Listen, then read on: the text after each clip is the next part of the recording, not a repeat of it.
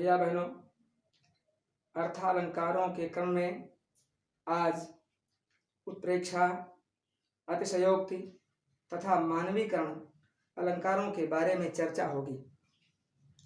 तो सबसे पहले हम लेते हैं उत्प्रेक्षा को, जहां हमने देखा था कि उपमा में सीधे सीधे एक वस्तु को दूसरी वस्तु के समान बता दिया जाता है, वहां किसी प्रकार की शंका नहीं होती। वहीं उत्प्रेक्षा में इस बात की संभावना व्यक्त की जाती है कि वह ऐसा है। एक उदाहरण यहां पर ध्यान से देखेंगे। सोहत ओढ़े पीत पट, श्याम सलोने गात, मनहु नील मणि शैल पर, आतप पर्यो प्रभात। जिस तरह से उपमा में सम, समान जैसे शब्द आते थे, लेकिन उत्प्रेक्षा में तुलना करने के लिए मनहु, मानहु, मनो, मानो, जन, जानो, ज्यों इत्यादि शब्दों का प्रयोग किया जाता है। तो इस दोहे को हम ध्यान से देखें। इसमें दिया गया है सोहत ओढ़े पीत पट, श्याम सलोने गात, मनोह नील मणि शैल पर, आतप पर्यो प्रभात। यहाँ भगवान श्री कृष्ण के सुंदर सलोने शरीर को नीलमणि पर्वत के रूप में माना गया है, उसमें संभावना व्यक्त कर दी गई है। और उन्होंने जो पीतांबर ओढ़ रखा है उसमें प्रातःकालीन सूर्य की किरणों की संभावना की गई है। तो ऐसा लग रहा है, कवि का कहना है कि श्री कृष्ण जी पीतांबर ओढ़ करके खड़े हैं, तो ऐसा लग रहा है मानो किसी नीले रंग के बड़े पहाड़ के ऊपर, पर्वत के ऊपर प्रातःकालीन सूर्य की किरणें पड़ रही हों। यहाँ पर संभावना है, कल्पना है, स्पष्ट रूप से नहीं है कि वो पहाड़ ही है। ऐसा लग रहा है कि मानो पहाड़ के ऊपर, पर्वत के ऊपर प्रातःकालीन सूर्य की किरणें पड़ रही हैं। अगला उदाहरण देखें।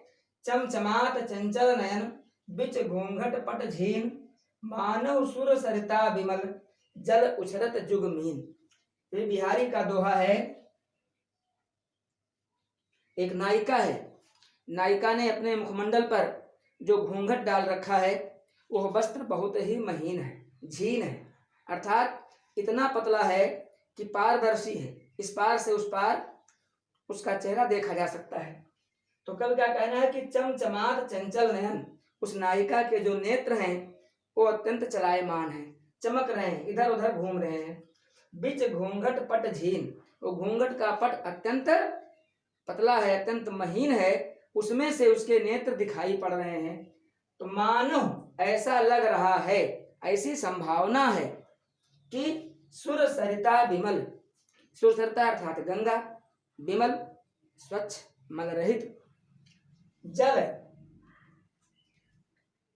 मानो पवित्र गंगा के, स्वच्छ गंगा के जल में दो मछलियां उछल कूद रही हैं। यहाँ पर उस नायिका के घूंघट को स्वच्छ गंगा जल की तरह से और उसके नेत्रों को मछलियों की तरह से माना गया है। अर्थात घूंघट में गंगा के जल की कल्पना की गई, संभावना व्यक्त की गई, और उसके नेत्रों में दो मछलियों की संभावना व्यक्त की गई है। इस प्रकार से यहाँ भी उत्प्रेक्षा अलंकार है। अब बात आती है अतिशयोक्ति की। यह शब्द दो शब्दों के मेल से बना है, एक है अतिशय और दूसरा है उक्ति। अतिशय का माने होता है बहुत बढ़ा चढ़ाकर, जैसा वास्तव में न हो सकता हो। कभी कभी कोई कवि, कोई लेखक या कोई वक्ता किसी बात को इतना बढ़ा चढ़ाकर कह देते हैं कि जो वास्तव में यथार्थ जीवन में संभव नहीं होता, तब वहाँ अतिशयोक्ति अलंकार होता है। जैसे ध्यान देंगे। भूप सहस दस एक ही बारा, लगे उठावन टरहि नटारा। जिस समय सीता जी का स्वयंवर हो रहा था, शिव धनुष को उठाने के लिए जब अलग अलग राजाओं ने प्रयास किया और उसे नहीं उठा सके, तो 10,000 राजा एक साथ मिलकर उस धनुष को उठाने लगे। भैया बहनों, सोचने की बात है, 10,000 राजाओं के सामान्य रूप से 20,000 हाथ हो जाएंगे, लेकिन वहां तो अनेक देवता ऐसे थे जो राजाओं का रूप धर कर आए थे, उनके एक से अधिक हाथ भी रहे होंगे, दो से अधिक हाथ भी रहे होंगे। फिर भी हम अगर यह माने कि सभी के दो दो ही हाथ थे, तो उस धनुष में 20,000 हाथ कैसे लगेंगे? वो 10,000 राजा कितनी दूरी में खड़े होंगे उस धनुष के पास? अर्थात ये बात बहुत बढ़ा चढ़ा कर कही गई लगती है और वास्तविक जीवन में ये संभव नहीं है। अतः यहाँ हम कह सकते हैं कि इसमें अतिशयोक्ति अलंकार है। एक और देखें, वह सर इधर गांडीव गुण से भिन्न जैसे ही हुआ, धड़ से जयद्रथ का उधर सिर छिन्न वैसे ही हुआ।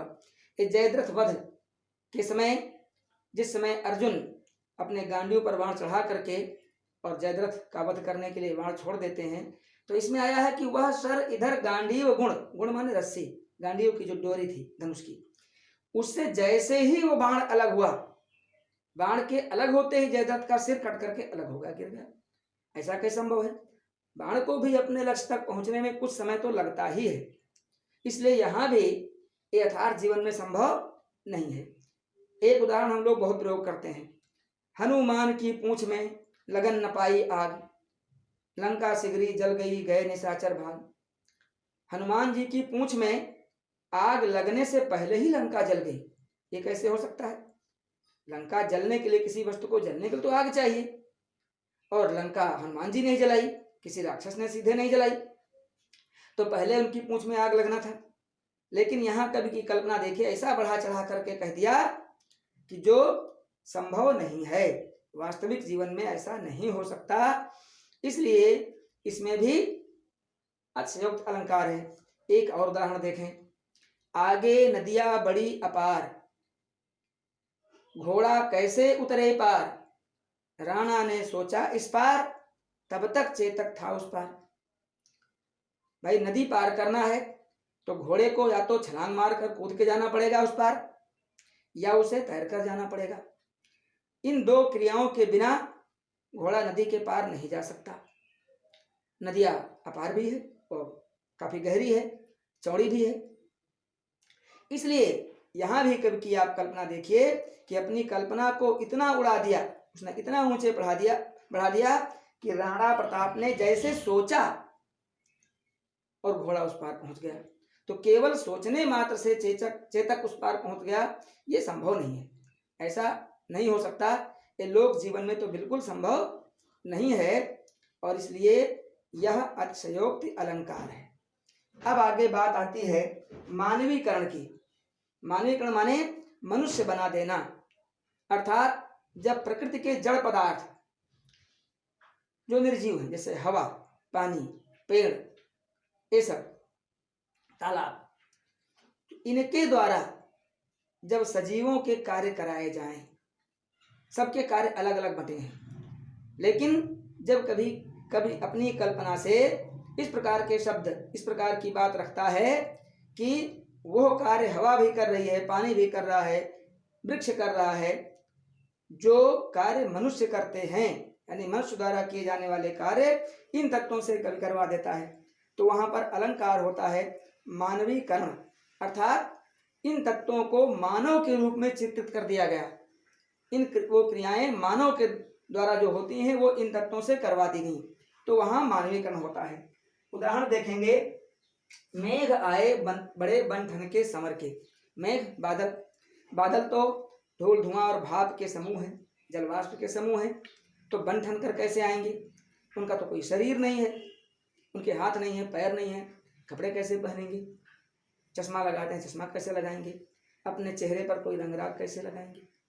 लेकिन यहाँ कवि ने इस प्रकार की कल्पना कर ली कि मेघ आए और बन ठन करके आए, संवर करके आए, अच्छे वस्त्र, अच्छी तरह सुसज्जित होकर के आए। तो यहाँ पर मानवीकरण अर्थात मेघों का मानवीकरण कर दिया गया, मेघों के द्वारा वह कार्य कराया गया, या मेघ वह कार्य कर रहे हैं जो मनुष्य कर सकता है, इसलिए इसमें मानवीकरण अलंकार है। अगला उदाहरण देखें, आगे आगे नाचती गाती बयार चली। हवा यह तो अदृश्य है, केवल अनुभव करने की चीज है, लेकिन इसमें लिखा है कि नाचती और गाती चली हो।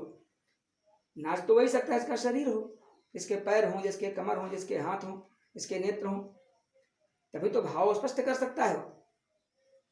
गा वही सकता है जिसका कंठ हो, अगर कंठ नहीं है तो फिर गाएगा कैसे? आवाज कहां से आएगी?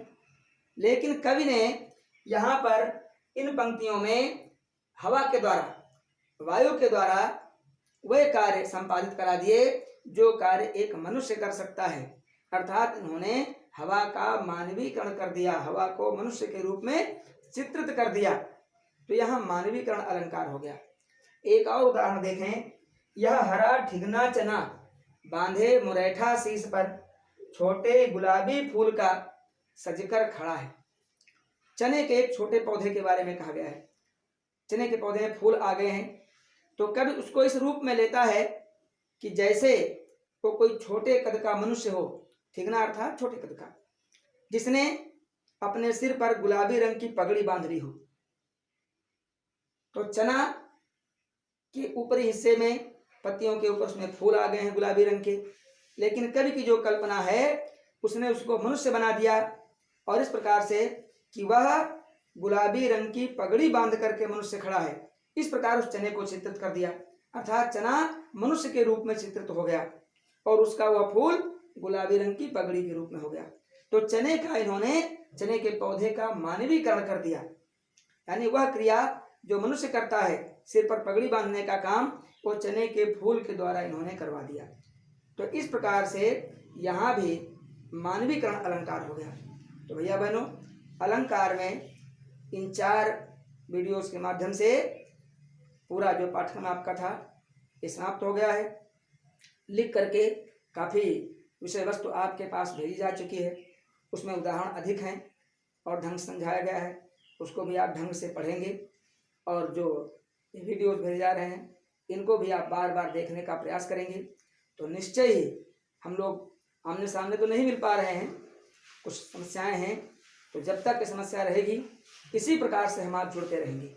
और कोई समस्या होगी तो उसमें आप सीधे फ़ोन करके, हमारा नंबर आपके पास है, उसी नंबर पर आप फ़ोन करके कृपया संदेश यानी मैसेज नहीं भेजेंगे। मैसेज टाइप करने में समस्या होती है, तो आप बात करके अपनी समस्या रख सकते हैं। धन्यवाद।